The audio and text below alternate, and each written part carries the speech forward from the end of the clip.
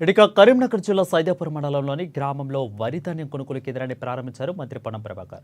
వరి ధాన్యాన్ని తేమ శాతాన్ని చూసి ధాన్యాన్ని తూకం వేసిన చూడాలని అన్నారు.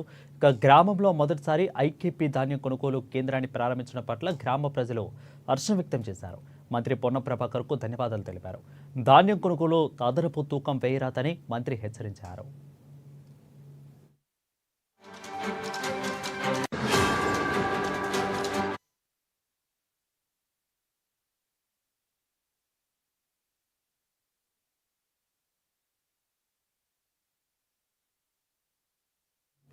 ఇక గ్రామంలో ఉన్న పలు సమస్యలపై గ్రామస్తులతో ఆరా తీశారు. గ్రామంలో మంచినీటి సమస్య రాకుండా జాగ్రత్త చర్యలు తీసుకోవాలని అధికారులకు ఆదేశాలు జారీ చేశారు. రైతులకు సంబంధించి ఏ కష్టం రాకుండా చూసుకోవాలన్నటువంటి ఆలోచనతో చేస్తా ఉన్నాం. అందుకే ప్రజలందరూ కూడా సన్నవాటకు సంబంధించి రాష్ట్రం మొత్తం మీద చాలా అద్భుతంగా జరుగుతా ఉంది.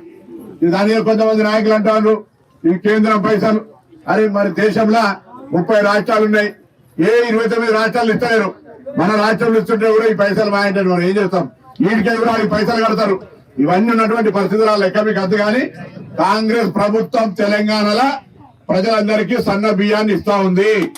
ఇది ఒక చారిత్రాత్మక నిర్ణయం. గతంలో బియ్యం ఇంటికి వాడకపోదురు. ఇవాళ షాప్ పోయి తెచ్చుకొని ఆ బియ్యాన్ని తింటా ఉన్నాము. తప్పకుండా మీ మండలానికి వస్తా. ఒక రోజు ఇలా సంకష్ట చతుర్థి ఇవాళ భోజనం చేద్దాం అనుకున్నా, కానీ ఒక పొద్దు ఇవాళ లేకపోతే ఇవాళ ఎక్కడైనా మీ దగ్గర భోజనం చేద్దాం అనుకున్నా. కాబట్టి తప్పకుండా ఇంకా ఏదైనా కార్యక్రమాలంటూ కూడా నేను స్థానిక శాసనసభ్యుడిగా మీ మంత్రిగా వాటన్నిటి పరిష్కారం నా బాధ్యత. ఎక్కడైనా నీళ్ల కొరత ఉంటే కూడా వెంటనే చెప్పండి. నీళ్ల కొరత కూడా చెప్పండి. తర్వాత ధరణి చట్టాన్ని తీసేసి మొన్ననే ముఖ్యమంత్రి గారు భూభారతి చట్టాన్ని తెచ్చినారు. 23 తారీఖు మధ్యాహ్నం కోవాడ మండలంలో, 24 పొద్దున అక్కన్నపేట, మధ్యాహ్నం హుస్నాబాద్ మండలం, దాని తర్వాత 28 నాడు భీమదేవరపల్లి, ఎలకతుర్తి, 29 నాడు సైదాపూర్, చివరిమాడు మండలాల లోపల రైతు అవగాహన సదస్సులు ఉంటాయి. భూములకు సంబంధించి అన్ని కూడా అధికారులు ఏర్పాట్లు చేస్తారు. భూములకు